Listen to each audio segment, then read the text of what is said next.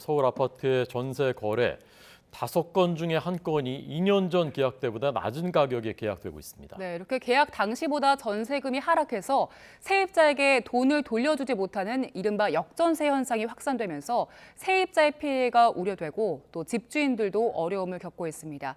관련해서 이은형 대한건설정책연구원 연구위원과 짚어보겠습니다. 어서 오세요. 안녕하십니까? 어서 오십시오.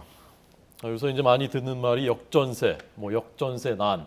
이 용어부터 좀 자세하게 정확하게 설명을 좀 다시 좀 해주십시오. 네, 알겠습니다. 자, 일반인들이 생각하시기에 보통 역전세라고 하는 것은 종전에 계약했던 전세 계약 금액보다 시간이 지난 후에 새로 계약하는 금액이 더 낮아진 것을 의미합니다. 네. 자, 이런 부분은 집값, 그러니까 우리가 흔히 얘기하는 매매 가격이죠. 매매 가격과 함께 생각하면 이해가 쉽습니다. 일반적으로 전세 가격은 집값보다 낮게 책정됩니다. 네네. 그래서 한 시점에서 만약에 집값이 이 정도 수준이었다고 한다면은 당연히 전세 가격은 이것보다 낮게 책정이 되겠죠.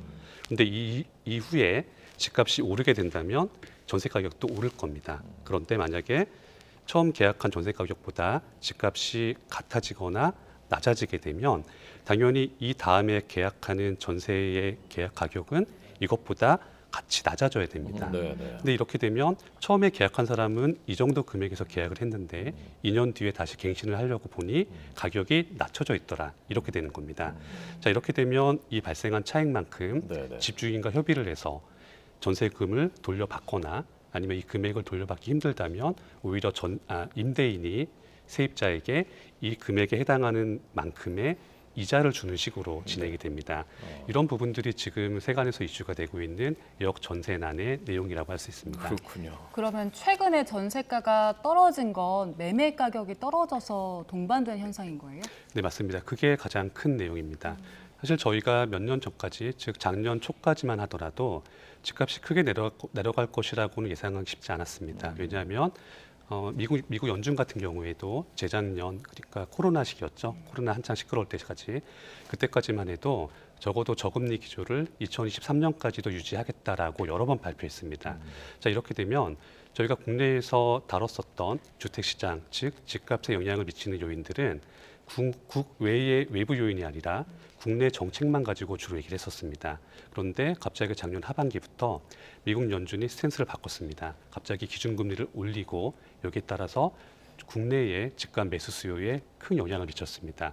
이 뜻은 국내에서 집을 사고 팔기가 매우 부담스럽게 됐다는 얘기입니다. 당연히 이렇게 주택 매수 건수와 매수 수요가 영향을 받게 되면 거래가 어렵게 되고 그만큼 집값도 거래가 되기 위해서는 낮아질 가능성이 높습니다. 네. 그래서 지금 서울의 경우는 아파트 거래 전세 계약의 5분의 1이 지금 역전세가 됐다고 하는데 금액으로 보면 대략 어느 정도가 떨어진 것입니까? 네, 지금 통계적으로는 작년 한 해 동안 대략 서울의 전세 가격 정도가 네. 약 10% 정도 하락했다고 나와 있습니다. 네. 하지만 그 10%는 우리가 일반적으로 생각할 때 10억짜리 집에서 10%가 빠졌다는 게 것이 아니고 네. 한 지역의 주택 개수 전체를 가지고 산정을 한 것이기 때문에 예. 저희가 체감하는 금액은 좀 더 크게 됩니다.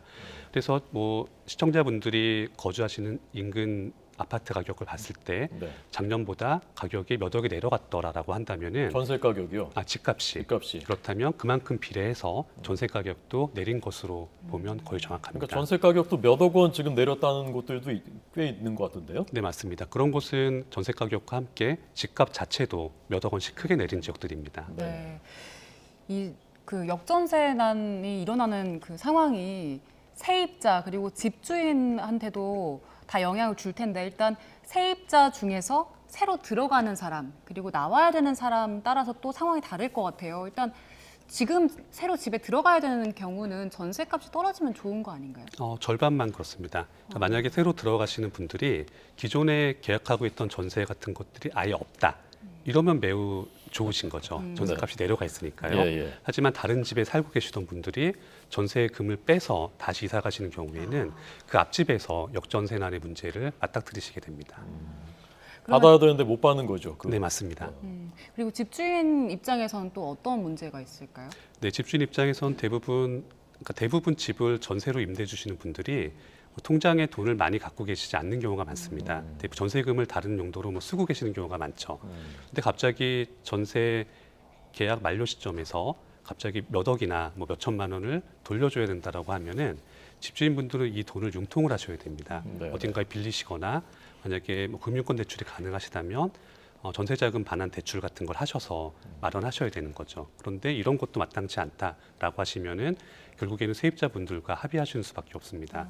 내가 지금은 전세금을 반환할 여력이 되지 않으니 여기에 해당하는 만큼 이제 자기가 이자를 지불할 테니 좀 더 살아주시면 좋겠습니다. 이런 식으로 얘기를 하는 겁니다. 그래서 양쪽이 만약에 합의를 하시게 되면은 그대로 지내시게 되는 거고요.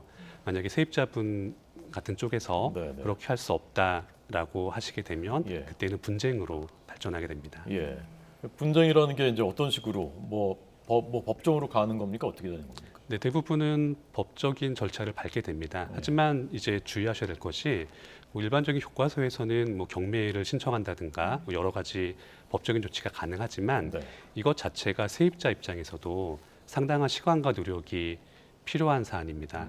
그리고 대부분의 세입자 분들 정도의 연배라면은 어딘가에 직업이 있으시죠. 그래서 본인의 생업을 하시면서 이런 일까지 신경 쓰셔야 된다는 것은 상당히 어려운 일입니다. 네, 네. 그래서 가급적이면 임대인분들과 임차인분들이 서로 합의점을 찾으셔서 합의하시는 것이 가장 좋다고 저는 생각합니다. 네.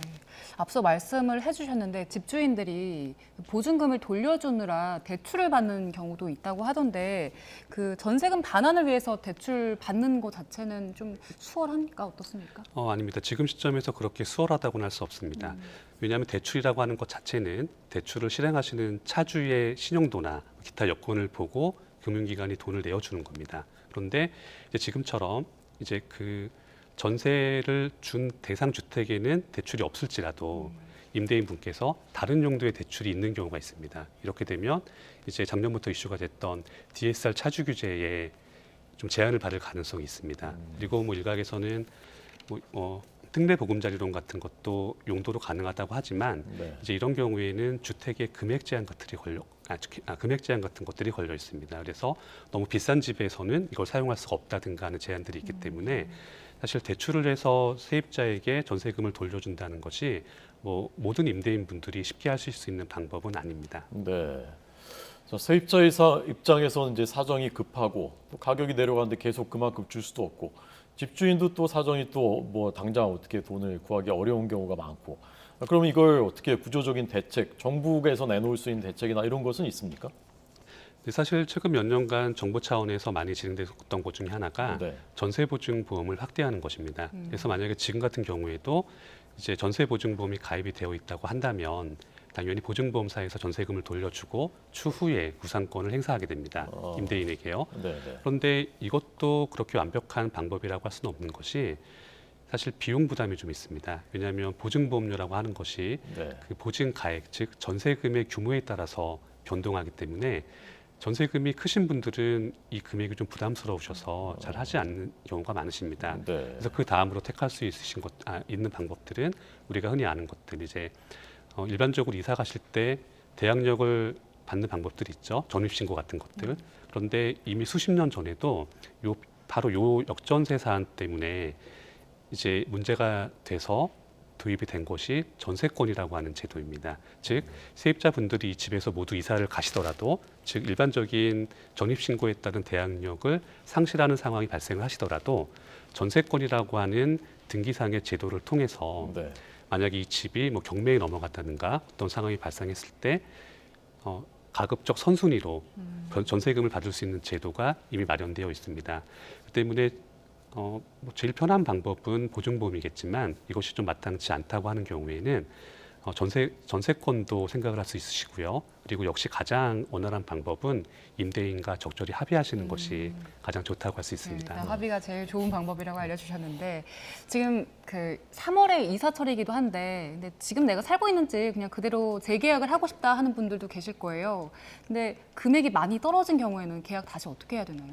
네, 이런 경우에는 전세금 자체가 시세와 차이가 나기 때문에 금액을 낮춰서 감액 계약을 하시는 것이 가장 현실적입니다. 그리고 감액을 했을 때 집주인분께서 전세금을 돌려줄 돈이 충분치 않다고 하시다면 그 금액만큼의 이자를 거꾸로 지급받는 것도 하나의 방법입니다. 네. 이은영 대한건설정책연구원 연구위원에게 들었습니다. 고맙습니다. 네, 감사합니다.